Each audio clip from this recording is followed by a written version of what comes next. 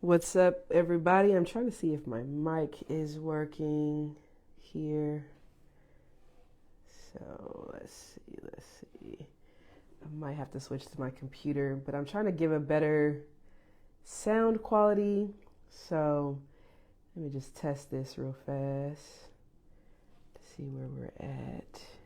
Hope everybody's having a good day. Happy Tuesday to everybody. That's a podcast playing. Welcome everybody. I got some questions. Super excited to jump on here with y'all again. I just want to make sure everybody can hear me. So let's see if I can. Perfect. It looks like everybody can. So we're good. Awesome. So excited to be here with y'all today. Again, happy Tuesday. It's been a long few days, couple weeks. The days are kind of all coming together, but that is the life of a college coach. So I won't complain. I will simply say that it's tough, but also I enjoy what I get to do every single day. Waking up in the morning, I worked hitting plans with all 18 of our hitters today. So that was fun, but also, again, very challenging, kind of go through videos and things like that. So super excited. So I have some questions that I want to share with y'all today that I got asked. And again, just trying to do this on my phone so I can have better sound quality. So let me know if it sounds off or you can't hear me or anything. I definitely want to make sure people can hear me. But let's jump into it with the questions. So I have a couple questions today, and I think, hey Stevie, what's up, girl? So one of the things that I got asked recently, well, actually I missed the questions from, I guess, a few weeks ago. So I apologize about that. They did not come through on my end, but I had one parent kind of say to me that they had no idea, how early they should start this process. And I think a lot of people are in that same boat. And so I'm glad that we're creating awareness here more than anything around the process and when we should start, especially if you're looking for your athlete to go to school at a higher level as far as divisions. So I would say I don't think it's too late for this particular athlete. I think this athlete is a sophomore. And I don't think that it's too late to pursue a Division I school. I think, but now we should be, right? I think let's now be intentional now that we have the awareness around what it takes to, or what it looks like to play at that level. And then I think, how do we be more intentional now about moving forward in that direction? So the follow-up question was, well, how do I do that? How do I network with those people? And I think one of the things that this parent said that I want to clarify is it should not be you as the parent doing this process. It should very well so be your daughter doing the process. So please don't get out there and email coaches on your own or call coaches or try to talk to coaches on your own. Definitely have your athlete do this. But I think there's a couple things that she needs to begin to build up. And in this particular case, this athlete is in my program. So this month, what we're talking about in general is creating the things that are necessary, the assets that are necessary to develop a marketable athlete in the recruiting world. So we're talking about the social medias. We're talking about which one should they go to more. And I will say just to everybody to know, I think Twitter is a one that most coaches are on. I think Instagram's a great place, but Instagram's more of if I'm looking for an athlete, I automatically go to Twitter first and I try to type in their name. And then if I don't find them on Twitter, then I'll go to Instagram. A lot of coaches have that same mentality. So you be doing yourself a disservice if your daughter does not have a Twitter account. So I would say for sure, make sure that they create that account so that way they can start to be searched in that sort of regard. The next thing that we're going to be creating within our group is a YouTube channel. And I talked about this last week a little bit, but I think it's really important to have both game footage and skill specific footage of your athlete, what they're working on, what they're developing, how they're growing in. So I think making sure that they have that process together or have something that they can send one link that gives coaches multitudes of options to see your athlete. Once they kind of get an interest in them on Twitter, they will move into YouTube. So I think that's the next thing that's important. I think having an email address that is their first name dot last name, or first name last name graduation year. But getting them an email address that they can begin to send emails from is also very important. And then again, your daughter is in my program, so I'm excited to share with her emails and examples and templates of what I felt were good emails and what I felt were not good emails. And I think when it comes to emails in general, I think where most people struggle is they try to put everything into the first email. And I think that's where a lot of our athletes get stuck. I would say keep those emails short and sweet. And when you do that, you have more things to share over time. So finding ways to do that as that athlete goes is really important. The biggest thing I would say is over the summer, make sure that your athlete is competing in tournaments where college coaches will be. I think that goes back then to, is this athlete playing in a competitive program that is showcasing their athletes in events that have college coaches? And I know I met your daughter from a college showcase, so I know that they are. But I think also if you want to go outside of an HBCU, definitely finding other ways to be able to do that would be really important. So I think in general, like, how do I get exposure? That's going to be the biggest thing for this particular athlete, is getting exposure. So that'd be social media, that'd be YouTube, that would be then also the camps that they go to and the tournaments that they go to. The last thing is most schools, Division I schools and Division II schools, have camps over the summer.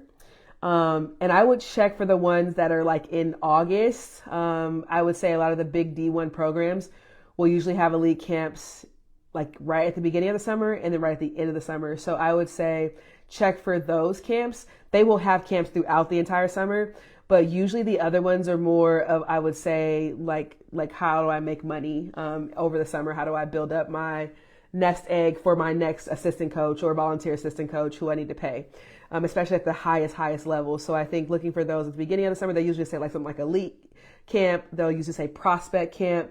So look for words like that in the camps, and that's going to help that athlete in the right direction of finding those particular schools where she can go, where she can gain interest from those particular coaches. So I think those are some of the areas that would be really important. And I will say, like, take a deep breath as far as like feeling the pressure of it, and that you dropped the ball. You didn't drop the ball, but she definitely needs to sort of create a system to get on the ball. I would say it's going to be really tough right now. So I think right now would be a really good time. If I had to give this athlete advice right now, what I would say to do is develop a list of top 25, top 50 schools.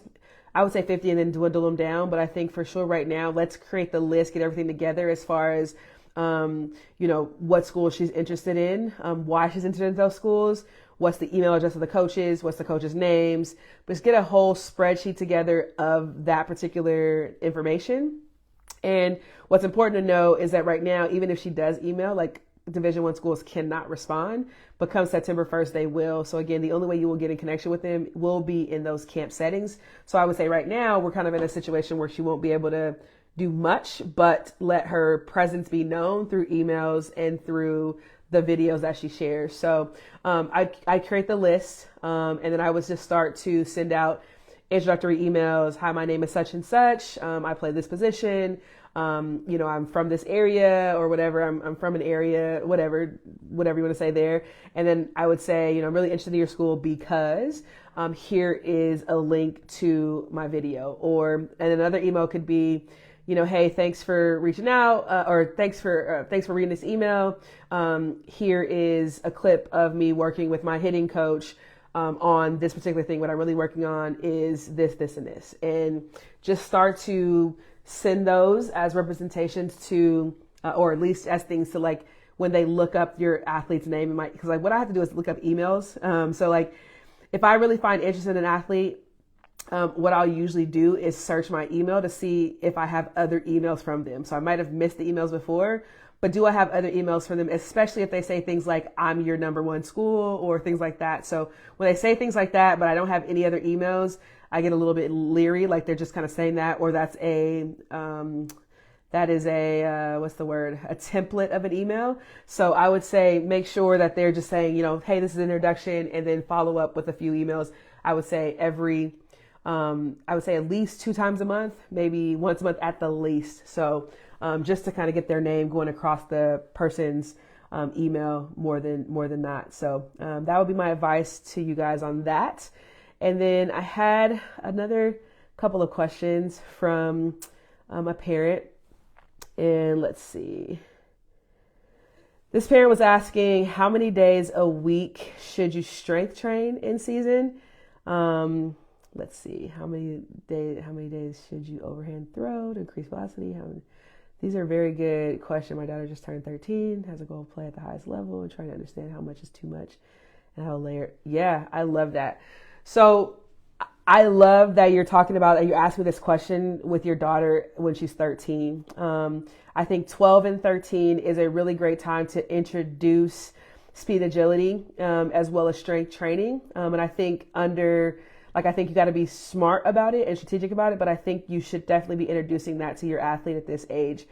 I was working with a 14U team, and we got to talk to a pitcher at a very high level. And this pitcher on my 14U team was really, really good for 13 years old. And I think what she did compared to the other pitchers on our team was night and day as far as like performance and how she was able to show up in the games. And so we asked the question to this person, this pitcher, and we asked like, hey, what's a good number of, like, how many times a week do you pitch? And if this is her craft and she wants to play at the highest level of this craft, I think where athletes get stuck is they're like, oh, if I do these things 3 to 4 days a week, I'm in a good space. And I would say to you, like, starting off, that's a really great number.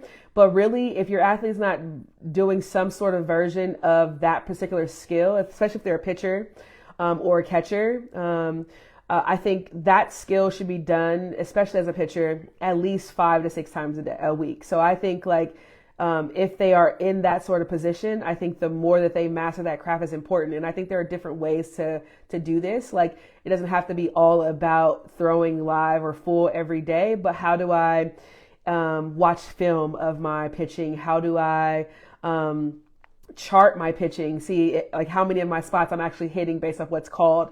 Like, becoming a student of the game is really important. I also think the game itself, to be at the highest level, needs to be mastered. And so I think even when it comes to my team right now, one thing that we're working through in our film is like we know what we're looking for and we know what we're hunting when we're in the box. But what happens is when we get that pitch, we're not ready to hit that pitch at our best, which tells me that they're not repping enough of that particular thing to become masters at it. So I think like, if your athlete is not doing these things at least like 4 to 5 days a week, I think that's where we got to get a little bit better at. Now, when it comes to strength training, overhand throwing, I do think that can be a little bit more in moderation. So I think with strength training, our athletes go right now 4 days a week. So I think at least a minimum of like getting the understanding of what it means to be an elite college athlete. 4 days a week is something they should probably strive for. Definitely have a rest day in there. But I think more than not, I think the more you do the strength training, it's going to kind of build you up. I think when it comes to overhand throwing, I would say in general, check the proper mechanics of their throwing. I think more than the reps, I think a lot of our athletes are struggling to throw correctly, which means they start hurting their arms. So I want you to check out this company called High Level Throwing. You can find them on Instagram. They have a ton of videos that they post about the ways in which athletes throw.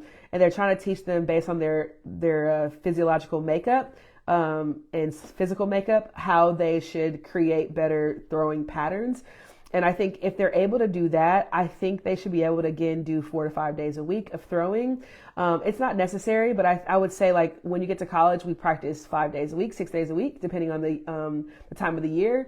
So, and in most of those days, we are throwing. So I think that just needs to become a pattern that your athlete kind of gets used to. So rest days in college, we have 2 days in the fall that we have to take off. We have to give them 2 days. In the spring, we only have to give them 1. So we practice Tuesday, Wednesday. We practice Tuesday, Wednesday. We travel on Thursday. We try to practice on Thursday when we get somewhere.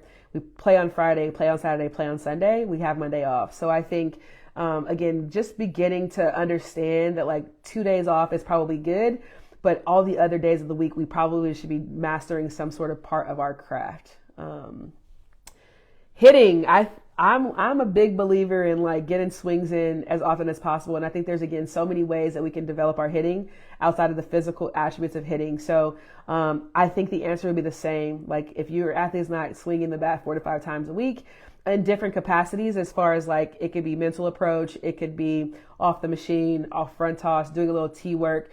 Doesn't have to be hours upon hours upon hours, but I think the ability to study the craft or work on the craft, the more they do that, the more they're going to master it, which means the more they're going to be comfortable with it, and then the more they're going to be confident with it. And that's what we want them to get to. So really the reps create confidence, the reps create comfort, the reps create muscle memory. And I think above anything else, that's what we're trying to create by how many days a week that we do these sort of things. On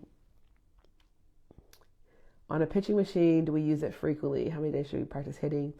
Yeah, I think a pitching machine, if it's a movement like a jugs, I don't think like, if you're working speed training, a jugs would be great. But if you're working like pitch recognition, I think at 13, they're starting to throw a little mixture of pitches. So like any machine that can give them a variety of movement is always going to be better than a stationary tee. So I would say gradually work towards, if I can get on the machine more times than not, or at least have someone throw to them, I think that'd be great. And again, that's a little bit harder. So I think at least if you do that, at least twice during the week or 3 times during the week, it can be really great. So hopefully I answer all your questions. I think in general, the biggest thing is developing the mental capacity, the fortitude, the ability to build your body up to recognize that you're going to be playing this game at least 5 days out of the week. I think that's the mentality you want to have. You don't have to be at your best all those 5 days a week, and you probably won't do everything 5 days a week. But I think the majority of that is like, can I have the capacity to work 2 hours? Don't do this every day, but like when you get to college, it's a 2-hour day, 3-hour day every single day, right? 5 days a week or 6 days a week. So what you're doing is starting to create that ability to build that up. And I think once your athlete gets to college, if they're 13, they're probably, or high school, she might be just getting into high school right now or about to go to high school next year. They'll start to recognize it because they'll then be practicing every day of the week. So I think travel ball sometimes gives us it's a better developmental program, but I think it gives us a different eye because they don't go every day. So then it's up to the athletes to sort of figure that out. But once they get to high school, they'll definitely be going 5 days a week, 6 days a week. So she'll get into it really, really fast. They'll probably do weights 3 days a week. And so I would say have her throw an extra day in there for herself to kind of just really work on things that she wants to work on. I also want to encourage people not to just always go heavy with the weights. Please make sure you also do speed agilities and flexibility stuff and mobility stuff. I think a lot of our athletes now, I always used to say this when I was playing, like softball players have really big thighs. The power is in the hips and the thighs because we just have, like, that's where we hold all of our strength. And it's really great until we got to run bases. So I think like if your athlete's a little bit smaller or younger, and even if they're not, I think the more you can do ladder drills, cone drills, speed and agility stuff, mobility, things like that, it's really going to help them over time, like med ball stuff, kettlebell stuff. So I think speed, like more sprinting, but also more long distance as well, depending on if they're a pitcher or not. I think mixing in all those things can be really helpful. So that turns a weight training system into, okay, maybe I'm lifting weights 2 days out of the week. I'm doing speed training 1 day out of the week. I'm doing mobility, the day of the week, right? And so then by that time, you're hitting the 4 or 5 days. And it's also giving your body an opportunity to optimize different muscles and movements so that they don't get tired, but build them up. So, so that's what I got for y'all today. I love the variations of questions today, a little bit on, what to do, how to do it when it comes to recruiting, but also just in general, building up the elite level athletes. So I'm super excited to be able to share this space with y'all. So if anyone ever has any other questions, we do this every Tuesday, as you know. And I want to make sure that I am a service to y'all. So any questions that you have, do not hesitate to message me or DM me your questions. Even if you don't do it on Tuesdays, if you do it tomorrow or tonight, you're like, hey, next week, can you cover this? Let's send it to me so I can make sure I get it done. But I do appreciate y'all tuning in every week. And if anyone has any further questions, let me know. I really appreciate y'all for joining. And we will catch y'all next week. Have a good one.